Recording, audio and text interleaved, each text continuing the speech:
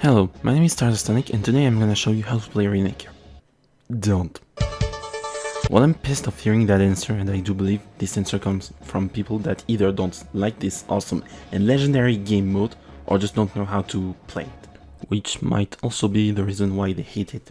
I mean, it's either they don't know or their teammates don't know. But that's okay, this video is here to show you how to properly play this game. So first off, what is Rainmaker?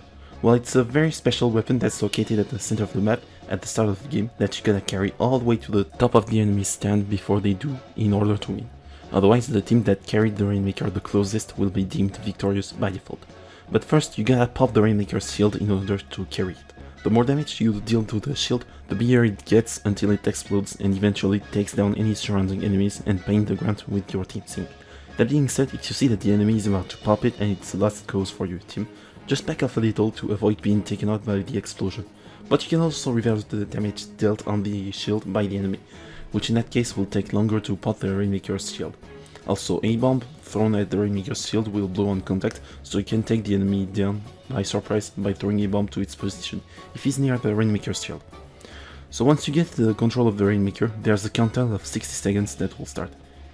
It's the time you're allowed to keep the Rainmaker into your hands. If it reaches 0, the Rainmaker will blow in your hands, take down any surrounding ally, and paint the ground around you with the enemy's ink.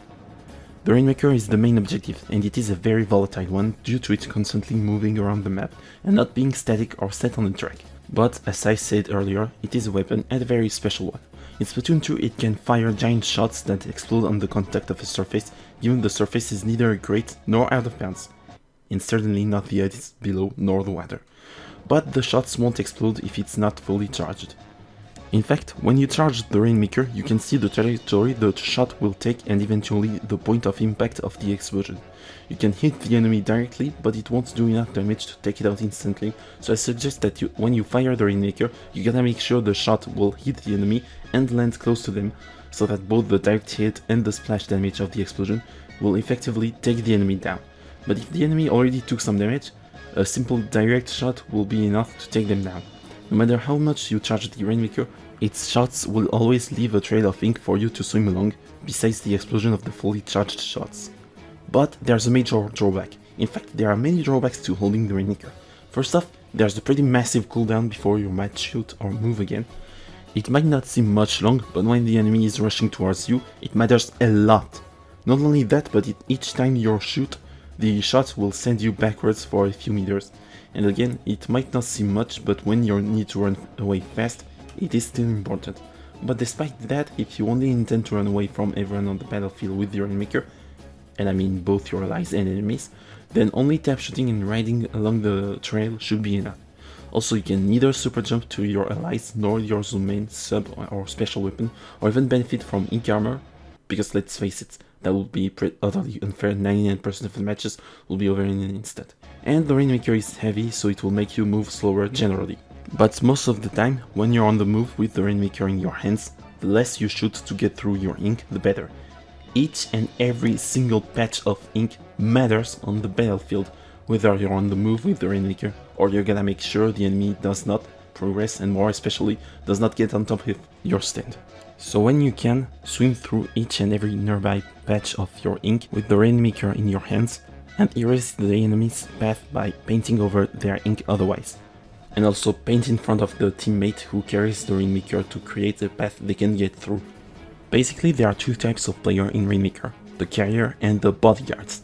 And I say bodyguards because they are supposed to stay close to the Rainmaker carrier and accompany him or her towards the goal.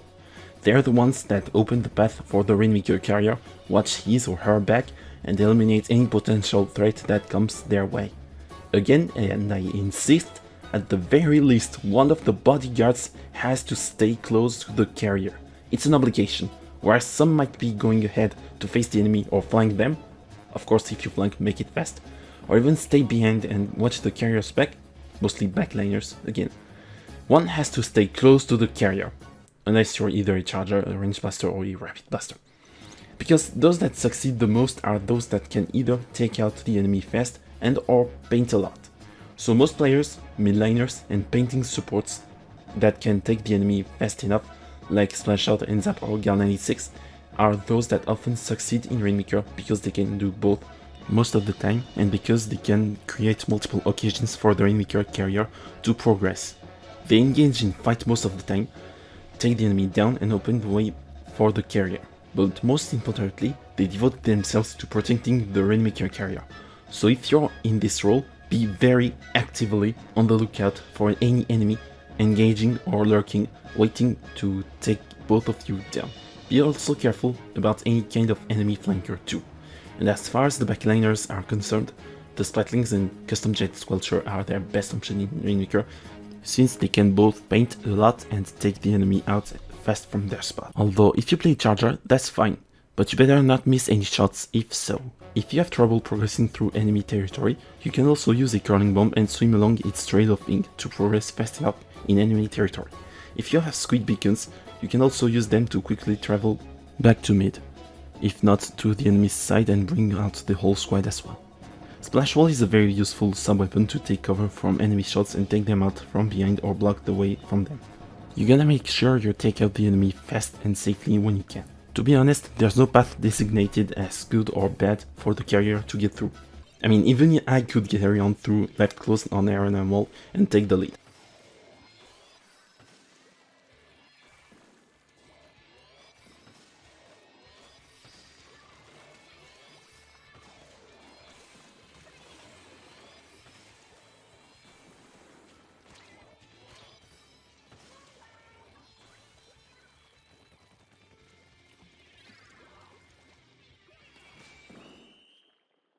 See? Easy.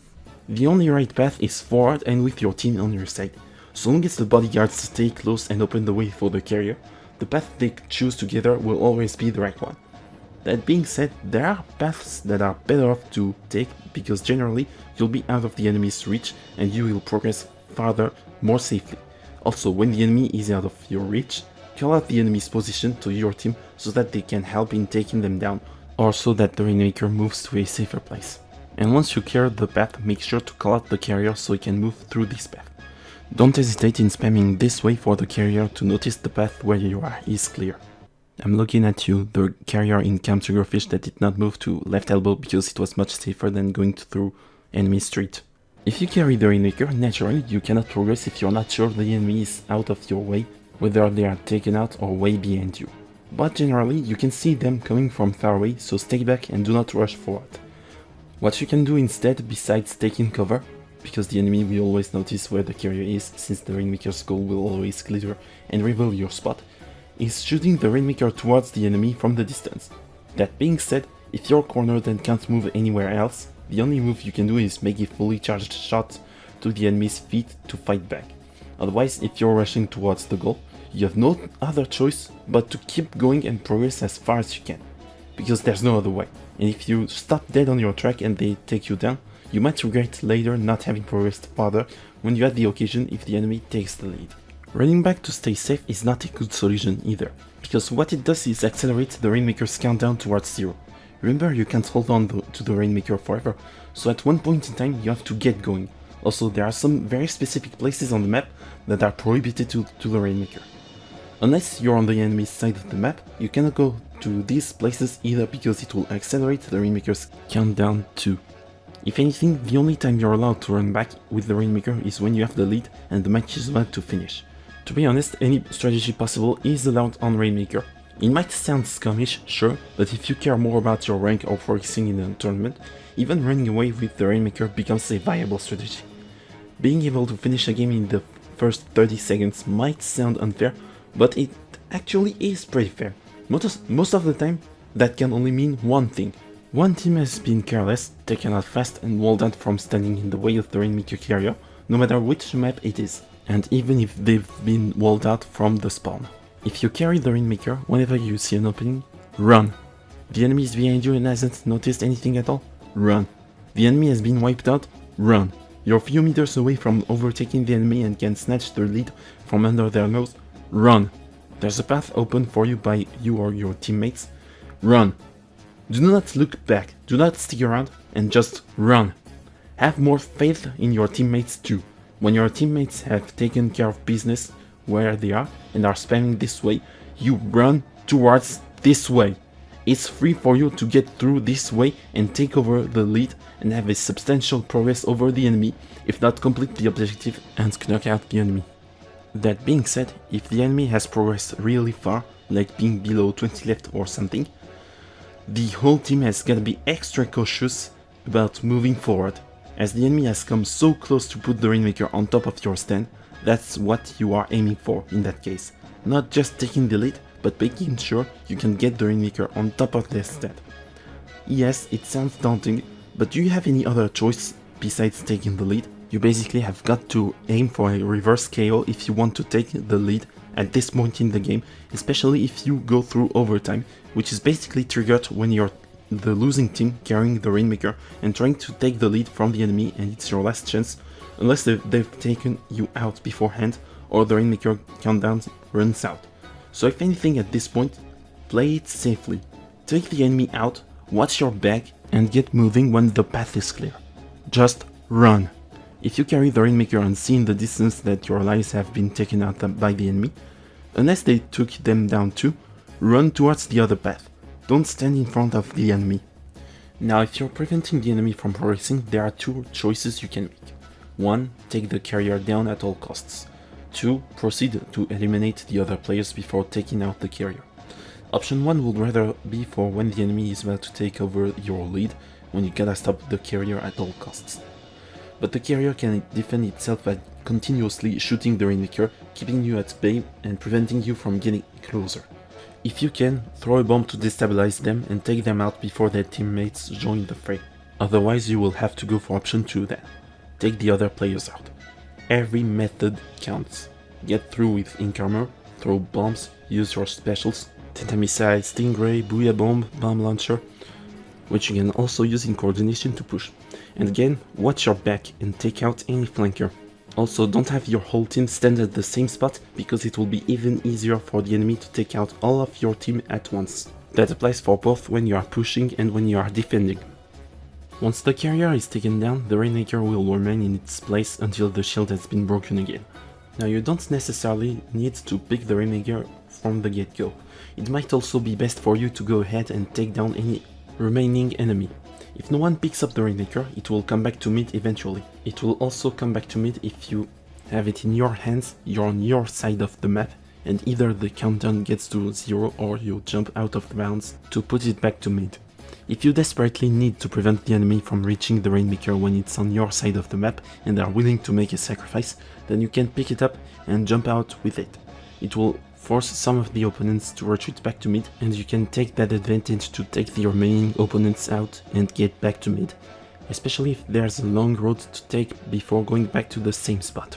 If you want hints about which gear abilities to use, most of the time it's gotta be quick respawn, sometimes with stealth jump, and swim speed up. Naturally, quick respawn is made to get back into action more quickly, especially if you intend to rush towards the enemy after making no single kill at all. Assists don't count in that case. Stealth jump obviously is to make your super jump location unnoticed by the enemy, unless they get close.